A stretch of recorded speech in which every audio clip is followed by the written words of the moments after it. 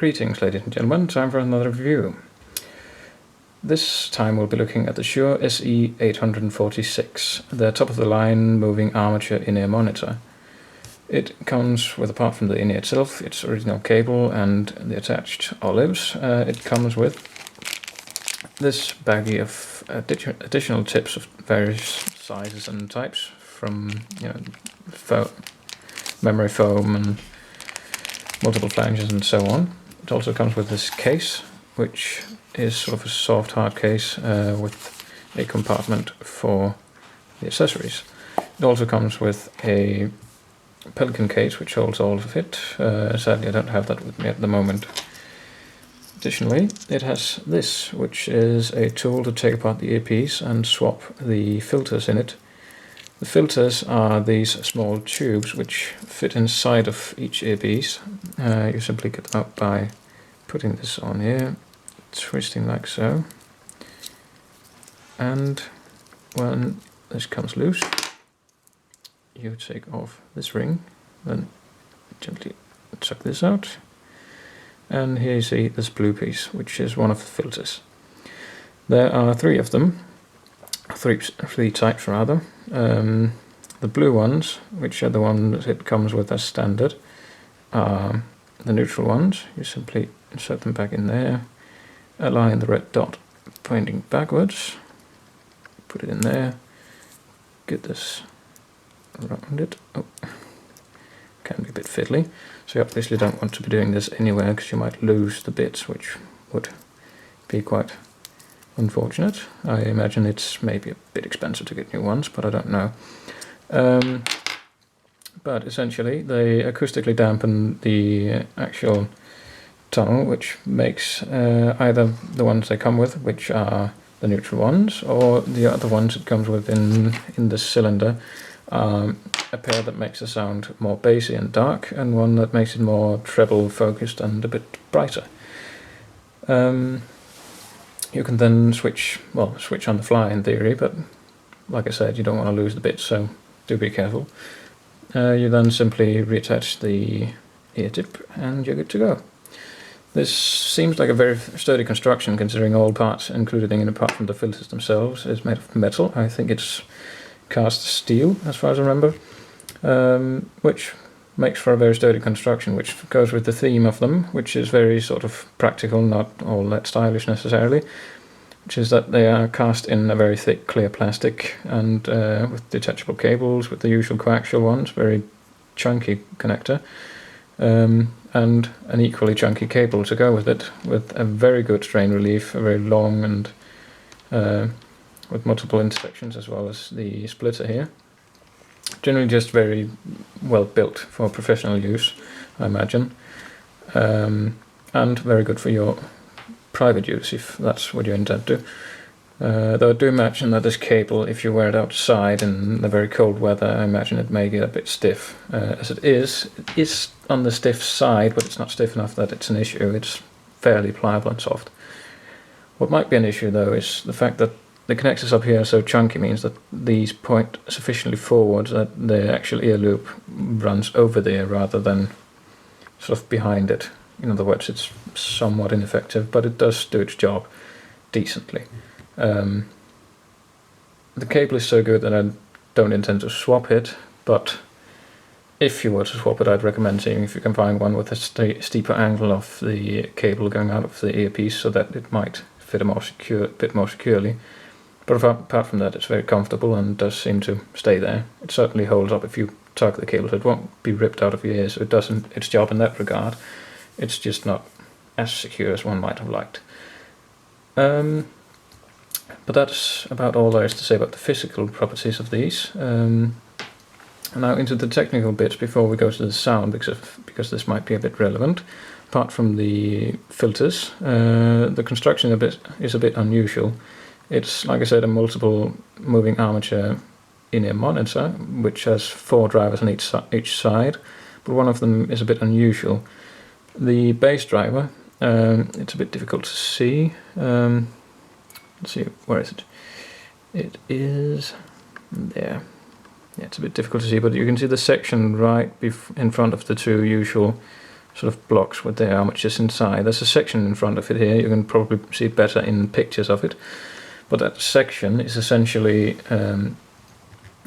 like, you know, in speakers. In large speakers you sometimes have bass reflex, which means you have sort of a labyrinth, if you will, constructed that makes the sonic waves bounce in there to amplify the bass. This is essentially the same, just in nano scale. Shure's engineers did a magnificent job of making these so that in that short amount of space down there, if what I've heard is correct, there is allegedly about 1 meter's worth of essentially bass amplification, if you will. What this does is not make it overpowering, simply make it sort of more dynamic, if you will. It has more the feel of a dynamic driver than moving armatures usually do, which can be a bit dry, or at least on the dry side, and not so lively. Now, as a result, the general sound signature of these, you might imagine they'd be a bit bassy because of it. They actually are. They're probably the most neutral in-ear monitors I've come across ever, and that's fitting considering Shure is known for basically making gear for professional use, and these would certainly do very well as a studio monitor, I imagine, because they isolate rather well. Not the best isolating I've ever come across, but they do isolate very well, and they have this very, very neutral sound signature, though you can tune it to your favor with the filters if you feel like doing so, but very, very neutral. The bass is quite punchy, and if you get proper isolation with them, which the bass is quite dependent on, if you do get a proper isolation on it, it is a very good bass. It's slightly strong on the strong side, but still very close to what I'd call flat neutral, but a very punchy and fairly powerful bass, especially considering its moving armature. The mids are very well on level with the rest of it, very detailed,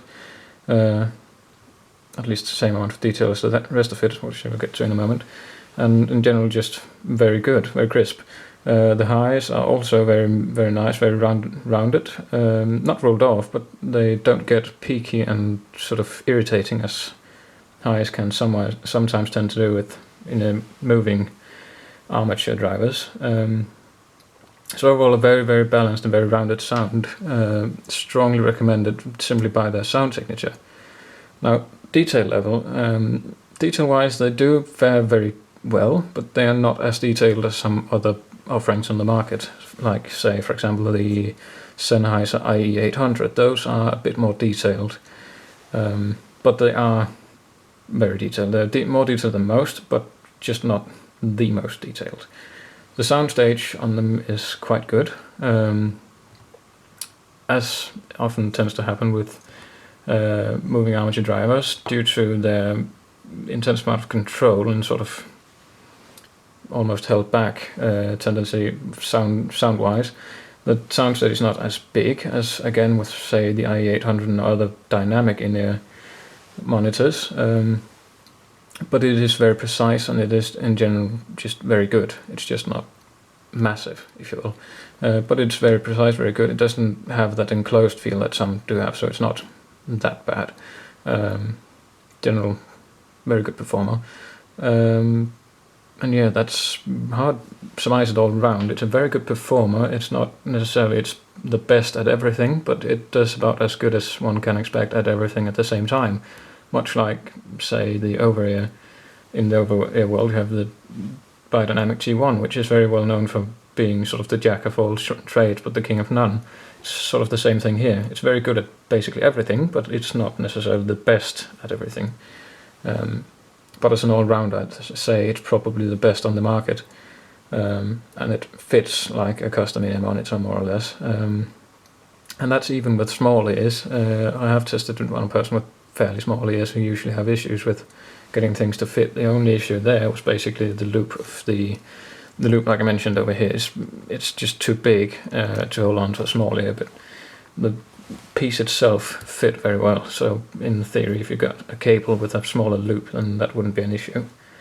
So all around, I'd say they are expensive, and considering they are beat on detail level by the IE800, for example, which is slightly cheaper, the arguments for and against it, but in general I'd say it's probably one of the best universal in-ear monitors on the market, and I strongly recommend it. I feel this one I can pretty much recommend for everyone and everything, almost even without trying them, simply because they are that good at basically everything. Again, not the best at everything, but very, very good at everything at the same time, meaning it's not such a big issue if you can't get the chance to try them before buying them, because you can be fairly, at least in my experience, fairly certain that they'll do well with whatever you want to use them for. So strong recommendation from me here. And well, that's basically all I've got to say about them. Probably, yeah, one of the best, one of my favorites. I even use them more than my custom in-ear monitors at the moment, to be honest. So yeah, if you like the review, have any questions, want to know anything that I hopefully may be able to answer, feel free to ask me in the comment section. And if you want more, then feel free to thumbs up and subscribe. That's all for now. Have a good one.